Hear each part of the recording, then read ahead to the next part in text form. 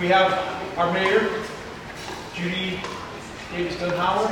She talked extensively with Bob Smith in June. So we thought before we all left for the kind of winter season, ask Mayor Judy just to give us an update, kind of what's been going on the last couple of months, what can we expect the next couple of months, and yeah, sort of wrap the year here. So with that, Judy, I'm going to give you the mic, but just to highlight, give us views in the past summer, since we all were together in June. How did things go this summer? It was good, it was bad.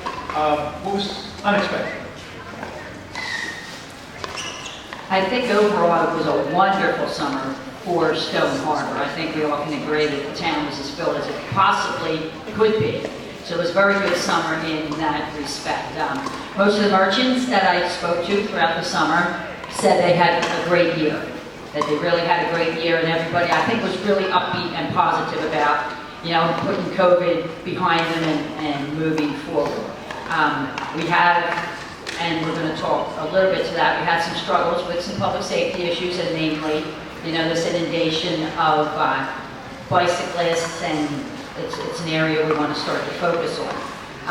Our recreation programs exploded this summer. We turned away more people this summer than any other year for our programs. We may want to think about increasing staffing at the rec so we can take on more people in our programs, and at the same time we might want to think about increasing some of the user fees for our recreation programs, and that could bring in money to support it. We had our struggles with public works, everybody here knows that. We had our struggles with getting the trash collection. I think that we handled it the best way we possibly could. Hopefully next summer we don't have that struggle, and hopefully the merchants also don't have that struggle, because it was difficult for them to get employees. But overall, I think that the summer went really well.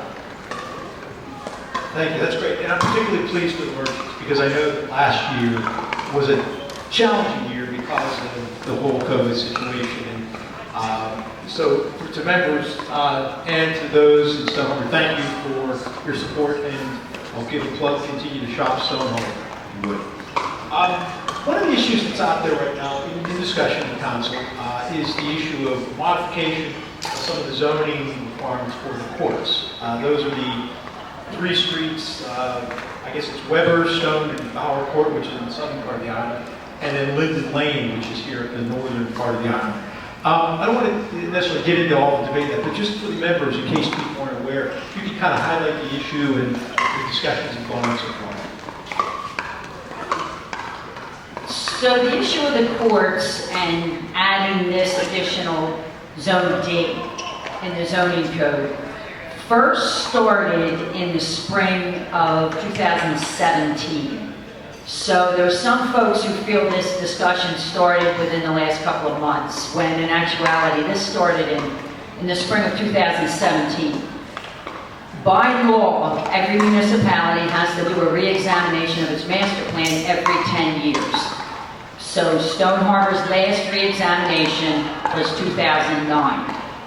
So a new re-examination plan had to be done and adopted by June of 2019. So in the spring of 2017, the planning board made a subcommittee to address what items within the master plan needed to be looked at, refined. Some things needed to be removed. An example of something that was to be removed is the master plan in 2009 had a library on the beach. So of course, we know that is in our past, we've got a library where it is. So items like that were removed from the master plan. As you do this re-examination, as you can see, it was due in June of 2019, and the subcommittee started to look at it in May of 2017. So 2 years before the re-examination was complete. So that subcommittee consisted of 2 council people. It was Josie Rich and Charles Krafchick. It consisted of 2 planning board members, Wayne Conrad, he's here today, and also Mia Donnell was on that subcommittee. In addition, We also had the zoning board chair, his name is Bill Cathcart. And then somewhere along the line, Mia moved to Florida and was replaced by the now chairman of the zoning board, Angelo Caracciolo. They were guided by our borough engineer, who's a licensed professional engineer, and he's also a licensed professional planner. So what was that? And I know this sounds, I'm just going to ask you to just kind of bear with me because it is a hot issue right now, and I just want to address some of the rumors and some of the speculation that's taking place. So that subcommittee was put together in May of 2017. Now they were tasked with identifying subgroups and start to reach out to people in Stone Harbor for feedback, comments, so on and so forth. Focus groups, if you will. SHPOA was a focus group that was identified. Chamber of Commerce, houses of worship, the recreation department, all department heads. Our planner attended a department head meeting to get feedback from our department heads. Our public safety officials. That's just to name a few. And one of the subcommittees identified was the courts, was those residents of the courts. So why were the residents of the courts identified as a subcommittee? Because for several years, some residents from the courts were asking if zoning could change to allow additional space on their second floor.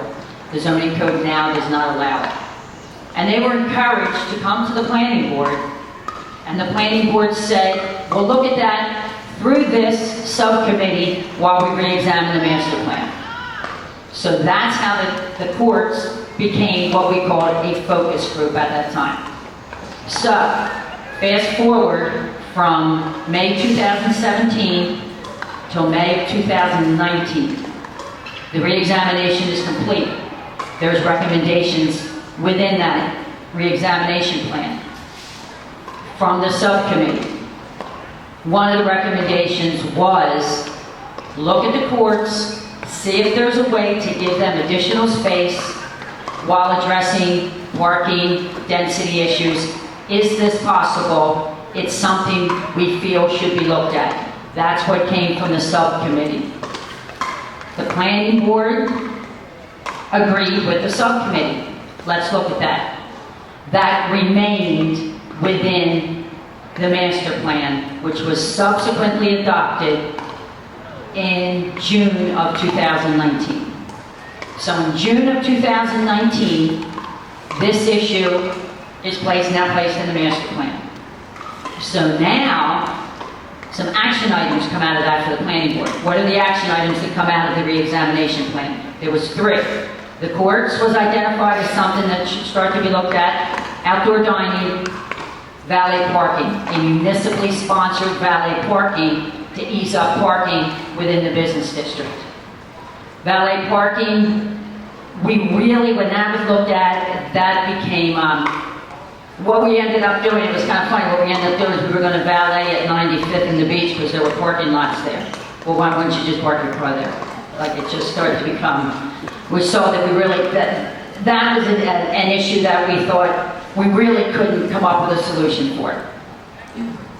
Outdoor dining, you see, we've instituted outdoor dining. So when COVID hit, we were about ready, the planning board was, to give all those recommendations to council. So we already had that written, the planning board did. The courts, a subcommittee, started working on that. How are we going to do this? Can we do it? I was on that subcommittee, as well as Sandy Slavik from the planning board, she's here today, as well as our planner, and the solicitor at the time was Andrew Cadnese, and it subsequently became Paul Baldini. So throughout that 2 years, so the spring of 2019, until the ordinance was introduced, 2021, this was discussed at planning board monthly for that 2-year period. And I can tell you, because I looked at it when the ordinance was being introduced, I reported on it 8 times publicly at borough council meetings. So 8 times I reported on it publicly. So now go to the beginning of, I want to say beginning of June of 2021. The planner comes to a council workshop. does a presentation for council, says what the proposal is for this Zone D. 2 weeks later, it is introduced, and it carries with a 4-3 vote. A month later, the final vote, it fails, a 4-1 vote.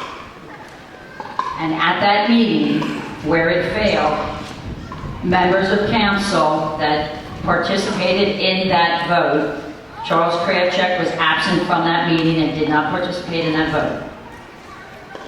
The members of council said, we support additional space for the courts. However, we do not like some of the language within this ordinance. We do not like the fact that folks that would live within 200 feet of the courts were not formally notified by council. So if we can rectify those two things, we will move forward with the ordinance. Make those nominal changes and notify the residents within 200 feet. Those two things are taking place. Those changes are now being done to the ordinance, and that notification will take place. I anticipate it'll be reintroduced in roughly a month or so. I cannot give you any kind of definitive time on that, because as you know, things seem to move slow. No, it's good. I've been following a number of discussions and a very deliberative process. And you should be pleased with the work that Mayor and Council are doing. That's right. And one more thing that I think is important for this group to know, at your fall membership meeting in September of 2018, the planner appeared before you and told you the re-examination was taking place, what it consisted of. There was 11 specific elements that had to be addressed, and also at that time shared with the membership that adding additional space to the courts was being considered. So that all was shared with this organization in September of 2018. Just points out, folks, it's important to stay apprised and stay tuned to what's going on, because there is a lot happening in Stone Harbor throughout the year. Let me touch on public safety, Judy. We heard from Chief Shoda, Captain Basacco, and we heard from Deputy Fire Chief McClure about the issues and whatever. But as a former public safety officer yourself, your impressions of the public safety situation, what we experienced this past summer, what's being talked about in terms of ways to continue to improve public safety here in Stone Harbor? I am at an advantage here over all of you folks, because I actually worked side by side with these public safety officials that you listened to this morning. And that was before I ever even knew I'd be on council, let alone be the mayor.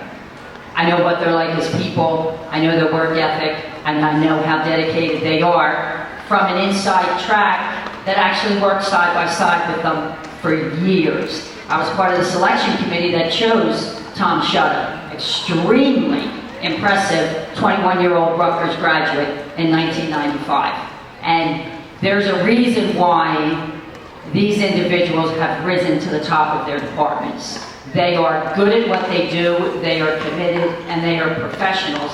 And I can tell you, I know that from firsthand experience, not from a politician who they smile at and try to ingratiate themselves with. I knew them long before I knew I was going to be sitting in the mayor's seat. We are so fortunate to have all of them, and when COVID hit, we really were in great hands. I mean, we are forever need to be thankful, and we're fortunate that we had that group leading this town through that crisis. So that being said, again, we go back to public safety. The juvenile issue, fortunately, Stone Harbor didn't bear the brunt of that as much as other towns did. One of the things that the chief did not touch on, that I will take out of personal experience, he said, Stone Harbor just didn't have that problem, I don't know why. And I think I know why. And the reason why is because Stone Harbor Police has always had the reputation as being no tolerance of any shenanigans, no matter what it is. Stone Harbor Police have always had that reputation. When I was 16 years old and we were driving from 21st Street to while we're Catholic, you had to go through Stone Harbor. When you hit 80th Street, you stuck it on 25 and you made sure you stayed on 25. And that is, I can tell you, that's what it was. My brother driving, you get to 80th Street, Stone Harbor cops are going to give you a ticket at 26. So meanwhile in Avalon, I know you're doing 37 maybe. But, I mean, that is the truth. You had what Stone Harbor police had that reputation and have always had that reputation and continue to have that reputation. And I think sometimes they get a bad rap for it, but truth be told, isn't that the reputation we want?